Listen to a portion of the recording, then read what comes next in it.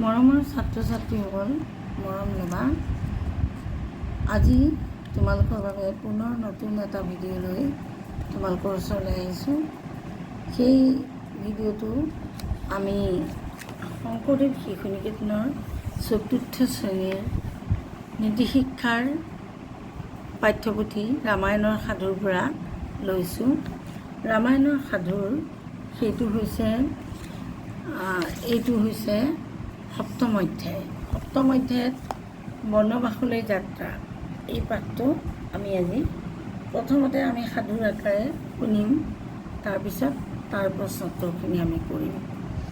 আশা কৰোঁ তোমালোক এটাই ভালে আছা।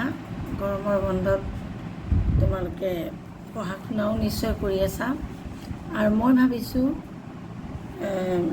এই পাঠ্যপুথিখন যিহেতু সাধুৰ দৰে, গতিকে তোমালোকে এই কামখিনি যদি শিকি থোৱা বা জানি থোৱা বা বুজি থোৱা আৰু গল্পবোৰ সাধুৰ আকাৰে জানা প্ৰতিটো অধ্যায়, তেতিয়াহ'লে তোমালোকে খুব ধুনীয়াকৈ পৰীক্ষাত লিখিবলৈ সক্ষম হ'বা। এতিয়া তেনেহ'লে সময় নষ্ট নকৰি আমি ৰামায়ণৰ সাধুৰ সপ্তম অধ্যায় বনবাসলৈ যাত্ৰা এই পাঠটো আজি আলোচনা কৰোঁ। তোমালোকে ইতিমধ্যে গম পাইছা যে অযোধ্যাৰ ৰজা দশৰথে তেখেতৰ পত্নী ৰাণী কইকেয়ীৰ কথাত বান্ধ খাই জ্যেষ্ঠ পুত্ৰ ৰামক 14 বছৰ বনবাসলৈ পঠাব লগা হৈছিল আৰু তেওঁৰ পুত্ৰ ভৰতক যুৱৰাজ পাতিবলৈ বাধ্য হৈছিল। যিটো কাম কৰাৰ ফলস্বৰূপে ৰজা দশৰথৰ শোকতে মৃত্যু হৈছিল, অতি দুখ পাইছিল তেওঁৰ অন্তৰত, আৰু তেওঁৰ দুখ পোৱাৰ পিছত তেওঁৰ মৃত্যু হৈছিল। ইতিমধ্যে ৰাম দেউতাকৰ আজ্ঞা পালি বনলৈ যাবলৈ সাজু হ'ল। ৰামৰ সৈতে লক্ষ্মণ আৰু সীতাও 14 বছৰ বনবাস খাটিবলৈ সাজু হ'ল। সেই সময়ত কইকেয়ী পুত্ৰ ভৰত আৰু শত্ৰুঘ্ন দুয়ো মোমায়েকৰ ঘৰলৈ গৈছিল। তেওঁলোকে দেউতাকৰ মৃত্যু অথবা ৰামৰ বনবাস সম্পৰ্কে একো গম পোৱা নাছিল। ৰাম যেতিয়া বনলৈ যাবলৈ ওলালে, তেতিয়া ৰাম যিহেতু অত্যন্ত প্ৰজাসকলৰ প্ৰিয় আছিল, প্ৰজাসকলে খুব ভাল পাইছিল, গতিকে ৰামে যাবলৈ ওলোৱাত প্ৰজাই বৰ দুখ পালে। প্ৰজাসকলে আটাইয়ে তেওঁক কাকুতি মিনতি কৰি নাযাবলৈ অনুৰোধ কৰিলে, কিন্তু ৰামে কোনোপধ্যে মান্তি নহ'ল, কাৰণ দেউতাকৰ আজ্ঞা তেওঁ পালন কৰিবলৈ তেওঁ বাধ্য আৰু তেওঁ সেইটো অমান্য কৰিব নোৱাৰে। গতিকে তেওঁলোকে আটাইয়ে ৰাম, লক্ষ্মণ আৰু সীতাই গছৰ বাকলি পিন্ধিলে।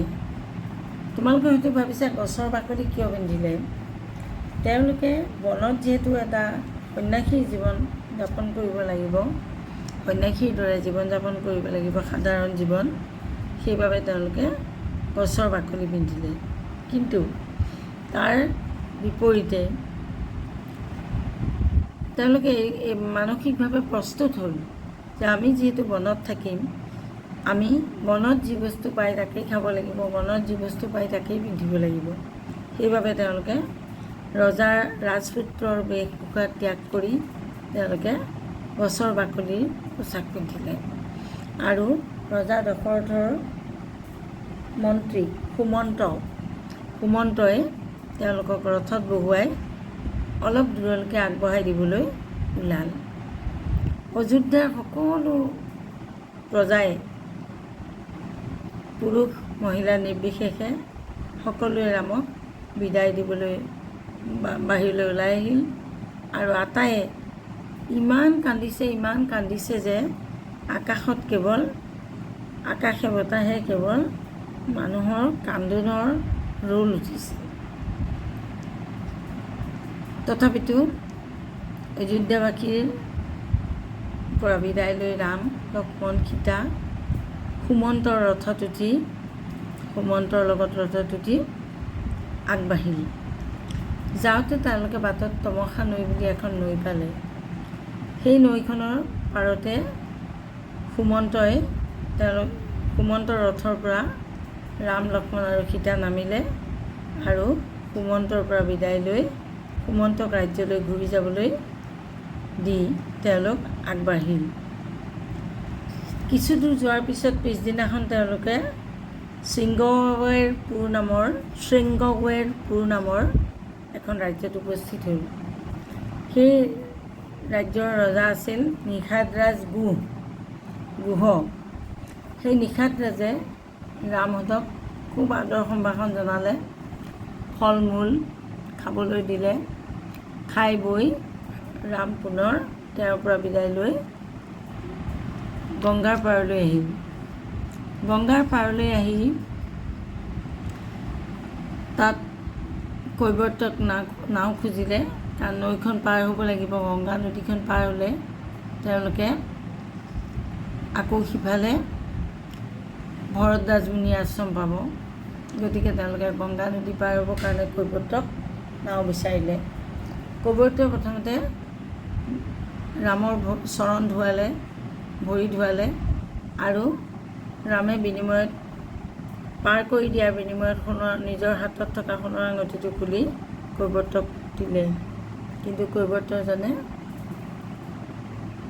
আঙুঠিটো নল'লে আৰু তেওঁ বৰকৈ ধৰাত তেওঁ ক'লে যে যেতিয়া তেওঁলোকৰ ঘূৰি আহিব সেই সময়তহে তেওঁ কিবা দিলে ল'ব। ৰামে নিষাদৰাজ গুহ আৰু কৈৱৰ্তজনৰ ভক্তি আৰু স্নেহ দেখি খুব আনন্দিত হ'ল আৰু গংগা নদী পাৰ হৈ তেওঁলোক তাৰপিছত ভৰদ্বাজ মুনিৰ আশ্ৰম পালে। ভৰদ্বাজ মুনি আৰু তেখেতৰ পত্নীয়ে ৰাম লক্ষ্মণ আৰু সীতা তিনিওকে বহুত সুন্দৰকৈ আদৰ অভ্যৰ্থনা কৰিলে আৰু তেওঁলোকৰ আশ্ৰমলৈ অনেক সাধু সন্ত আহে, অনেক ঋষিমুনি আহে। সেই সাধুসকলে দক্ষিণত ৰাৱণ আৰু ৰাক্ষসৰ কি উৎপাত আৰু সেই অত্যাচাৰত কেনেকুৱা জীৱন তেওঁলোকে কটাব লগা হৈছে সেই কথাবিলাক ৰামক বিৱৰি গ'লে। ৰামে মনে মনে অত্যাচাৰীবিলাকক ধ্বংস কৰিম বুলি দৃঢ় প্ৰতিজ্ঞ হ'ল, মনত সংকল্প ল'লে আৰু ভৰদ্বাজৰ পত্নীয়ে সীতাক বহুত কথা শিকালে, নীতি জ্ঞান দিলে। ভৰদ্বাজ মুনিৰ পৰা বিদায় লৈ ৰাম বাল্মীকি ঋষিৰ আশ্ৰম পালেগৈ। তাতো তেওঁ বহুতো ঋষিমুনি লগ পালে আৰু ঋষিৰ বাল্মীকিৰ পৰা বিদায় লৈ অৱশেষত তেওঁলোক চিত্ৰকূটৰ ফালে আগবাঢ়িল। এইটোৱেই হ'ল সপ্তম অধ্যায়ৰ মূল কথা। এইখিনি কথাই এই পাঠটোত আছে।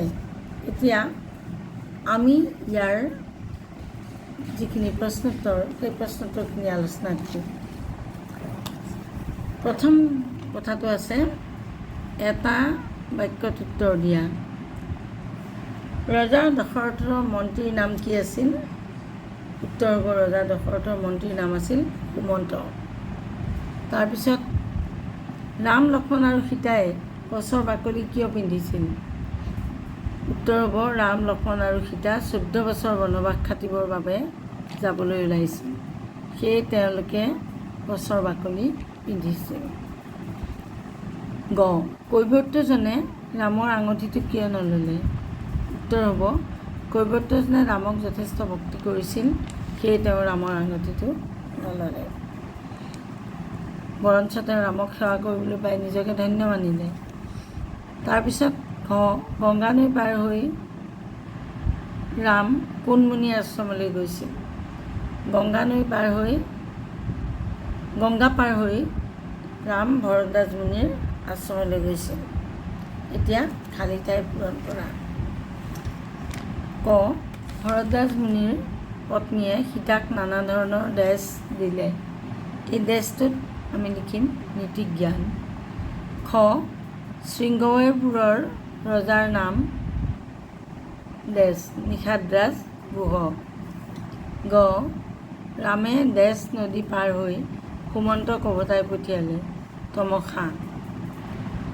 তাৰপিছত বাক্য ৰচনা কৰা আকাশ নিনাদিত হোৱা, অৰ্থাৎ আকাশ নিনাদিত হোৱা মানে আকাশে বতাহে একে গুঞ্জৰি উঠা। ৰমেনৰ কৃতকাৰ্যতাত গাঁওবাসীৰ আনন্দ উল্লাসত আকাশ নিনাদিত হ'ল। ৰমেনৰ কৃতকাৰ্যতাত গাঁওবাসীৰ আনন্দ উল্লাসত আকাশ নিনাদিত হ'ল। আদৰ সাদৰ, তেওঁলোকৰ ঘৰলৈ আলহী গ'লে বৰ আদৰ সাদৰ কৰে। দৃঢ় সংকল্প, জন্মভূমিৰ মান ৰক্ষাৰ বাবে সকলো দৃঢ় সংকল্প হ'ল। এইখিনিতেই এই পাঠটো সামৰণি পৰিছে।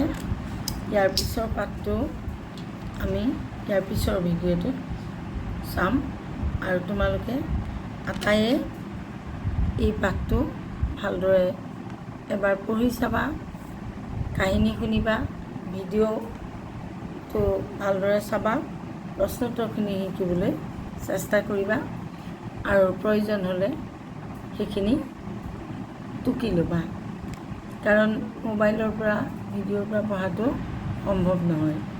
সেয়ে তোমালোকে বহীত টুকি ল'বা, ঘৰৰ বহীত, আৰু পৰীক্ষাৰ কাৰণে তেতিয়া তোমালোকে সাজু হ'বলৈ সহজ হ'ব। এতিয়া তেনেহ'লে এৰিছোঁ, ভিডিঅ'টো ইমানতে সামৰিছোঁ। ভাল লাগিলে লাইক আৰু শ্বেয়াৰ কৰিবলৈ নাপাহৰিবা।